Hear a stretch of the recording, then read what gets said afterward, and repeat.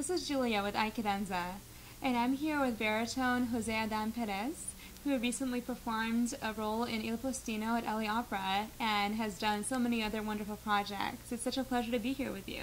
Thank you so much. Well, first, let's actually talk about your start in opera, which was somewhat unconventional. We were just talking about that. You actually attended Tecnológico de Monterrey, which is essentially the MIT equivalent of Mexico, and you studied to be an engineer, and you actually worked as an engineer for General Motors. So can you talk about that aspect of that early career? Well, when I got into college and studied this engineering degree, a friend of mine in my city invited me to go to the opera course because they were needing people who actually knew how to read music. I learned some music when I was a kid because my mom took me to the music school, but nothing related with singing. It was more like to know how to read music, to play a little the violin, piano, guitar. In Mexico, almost everybody plays the guitar. It's the way that you get along with the girls, you know, when you go give them serenades and all that kind of stuff, you know, and then you get a girlfriend eventually. If you play well. But singing was not my thing. So it was until I got into college they invited me to this opera chorus, and that's the way I got in contact with opera. I eventually got my degree in engineering, and then I moved eventually to Mexico City to work as an engineer. I was having a loan, you know, to pay, as many people also in this country. They have to deal with that in order to get their degree, and I began to work in General Motors of Mexico as an engineer in different departments over there, in the information system department, and eventually into the quality engineering department. And when I was in Mexico City, because you got what we said in Mexico, el gusanito, you know, like the love, the touch for the opera. I said, well, I'm gonna pay some private lessons, and I found a voice teacher over there that somebody recommended it to me.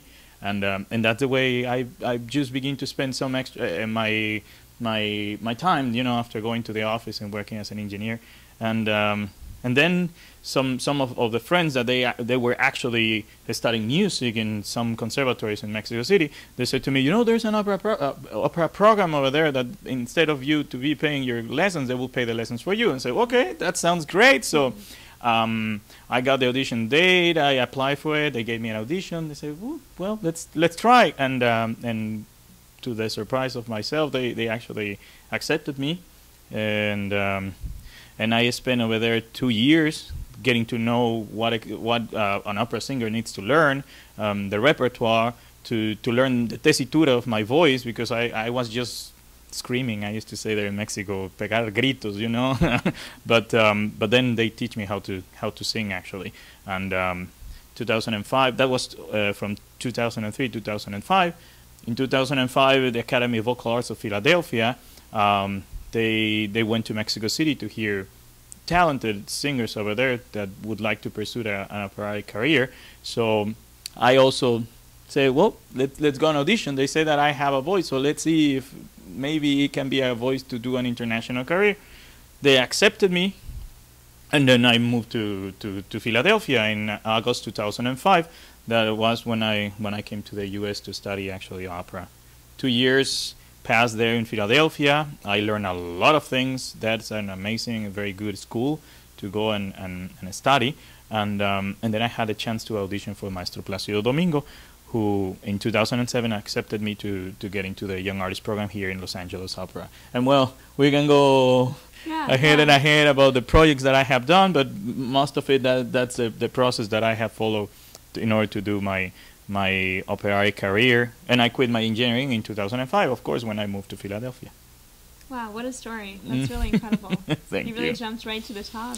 Oh my, you have been a lot of work. It's not that you have the voice, and no, you really need to use it. I mean, you can have an Stradivarius, but you really need to know all what you can do with the instrument. Well, what was that like for you? You know, because a lot of the people that end up at an AVA, they've already done their undergraduate degree and their master's in voice, so they have all this education. It was tough. I really need to accept that it was very hard, the competition, to have colleagues that they already had like 2 master degrees, some of them PhD degrees, but and for them to accept me, you know, in their circle, because here comes this engineer from Mexico to try to sing, and well, he has a voice, but let's see if he really knows how to use it. So it was a lot of work. It was a lot of work. I need to accept it, but of course that not only you need the talent, but you need the discipline, the tenacity, and the passion in order to pursue an operatic career. Well, having seen you perform, it really looks like all of that came together for you. Yeah, well, very quickly. Yeah, we need to move the audience, so that's our primary objective, you know, as an operatic, as an opera singer. So no, really, that's the objective. That's what we need to do. Well, let's talk about the role that a Young Artist Program can play in a young singer's career. How has LA Opera's Young Artist Program moved your career forward and helped you with that? Well, when I was in ABA, you know, it's a very important opera program, and it's like a small opera company, but it's different when you are in a real opera company that actually you need to sign a contract to perform and for you to have a certain level of in your performance. Otherwise, they will say, we have a problem here. You are not doing the job that you are supposed to do. So. Or you do, or you have to, you must do it, or we're gonna find somebody else. So it's different. The pressure that you might have on your back, on your shoulders, it's kind of different. But also, it gives you that that feeling about how is that you need to behave as a professional opera singer. To work in LA Opera, you see all the different people.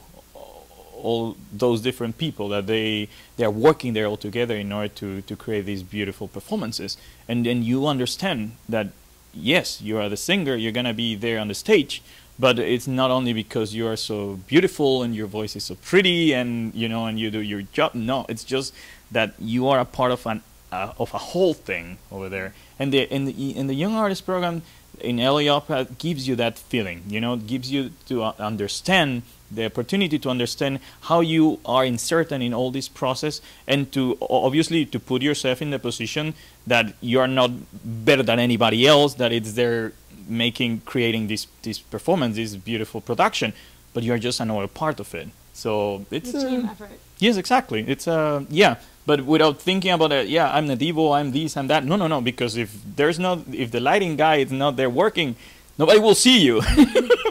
So you need to treat them well. You need to be nice with your colleagues, with all of them, because it's a teamwork, and that's the way it works. Mm-hmm. Now, you talked earlier about moving an audience and how that's really important to you. How do you approach that, and how do you approach a performance? Oh wow, that's a tough question actually, because a lot of students and a lot of professionals would love to resume all that in small sentences. Yeah, the secrets are coming right now. Oh wow! Ooh. Well, the process that I have tried to learn and to build, because everybody has a different way to approach an opera or the text, acting, and something like that.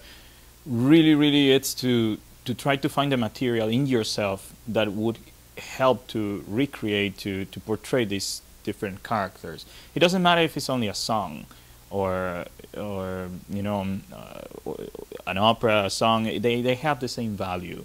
They have words over there, and you need to find if those words really move you inside. And if they don't move you, then you need to try to see what is the information that is that you need to find outside of that song that then will create this feeling in you to enjoy what you are saying. It doesn't matter if you're in pain, if you are enjoying, or you know, different. There are so much a spectrum of different feelings, and the text is it's where you need to go and read it. How many times you can do it, and to try to imagine from the dramatic line of the character. When is he beginning at the very beginning of the opera? How is he related with the other characters, and how is he going to end? And from that, you need to find a little vision. How is that you feel that you like that character? It doesn't matter if he is going to be evil or something like that, but there's something over there that will make it credible for you. Something that, it's so funny now that it's coming to my mind. my best friends, well, the friends that I had in college, they are not opera lovers. They like it because, you know, sometimes they come here to LA and say, let's go in and watch José Adán, what is he doing, and something like that. And when I was in this process, sometimes I were putting some recordings for them, and they said, I don't like it that much, it's kind of boring. And I said, why would it need to be inside of that kind of performance for you not to be bored? And he said, well, sometimes I need a little more action over there. Yeah, the singing is beautiful, but I want to see like if something real that I can see on the street or I can see over here, you know. And then something that a great coach, a wonderful coach for the Metropolitan Opera House, her name is Joan Dorneman. She always she always shares that we have an audience that is 50% deaf and 50% blind. So with that approach, it's how we need to get into opera. How are we going to connect with the audience, with that audience that is deaf, in the other audience that is blind? And that's what creates the balance, because I can be doing a lot of beautiful legato and all that some part of the audience is going to be moved with. But if I don't have the mind or the expression and the face that is actually delivering that kind of feeling what it's suffering in that moment, the character, it won't be believable. They won't believe it. And it's so interesting that in Europe, when I went to work to Basel, in Basel Theater over there, Theater Basel, Theater Basel. Let's got it over there. Yeah, when I went to work to Basel, I had the privilege to work with this interesting stage director. His name is Calixto Vieito, that it has created a lot of it's that kind of stage directors that create a shock in the audience. And sometimes he was sharing to me that we can be delivering a lot of beautiful lines, a lot of beautiful music, but at the same time we can act as if we were the worst character ever. And that duality creates also a very interesting impact in the audience. So different directors are going to ask the students, the professionals, different things. And but we as an opera singer, we need to be capable to split sometimes, or to integrate sometimes, or to create different spectrum of emotion, of movements that sometimes are completely a part of the music that we're listening in that moment. So it's very tough, but a lot of work in our acting skills, in our body and movement skills, and of course a lot of singing, a lot of beautiful singing. So what inspires you? How do you manage to connect to the emotion and that you're trying to express on stage? Well, it's live. One of our coaches in AVA used to say, guys, you need to leave. You need to go out. Not all the time you need to be in your rehearsing room. You need to go out. You need to hang out with people of your same age, with people older than you, people younger than you, and the material for acting is there on the streets. So when you connect with little gestures that you analyze in people around you, that's how you begin to get reactions from them, because acting is to react. And if we are not seeing other people and being connected with them, it will be very hard for us to feel a reaction, and that reaction to see if it will be from all that material that we have inside, the text is gonna bring them out, and it will be something that you don't analyze, but it's something in your own brain that it's already there.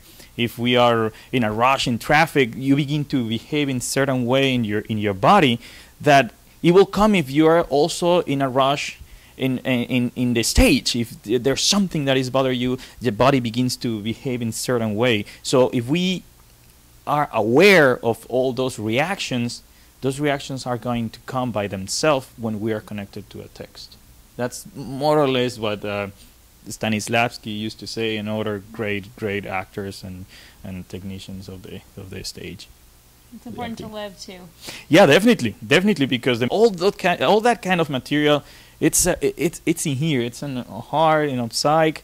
So we need to live. We need to live. We need to love. We need to create. We need to experience. And it's nice to have an iPhone and to be connected with it and the Facebook and all that. But there's a life over there. We need to go for it.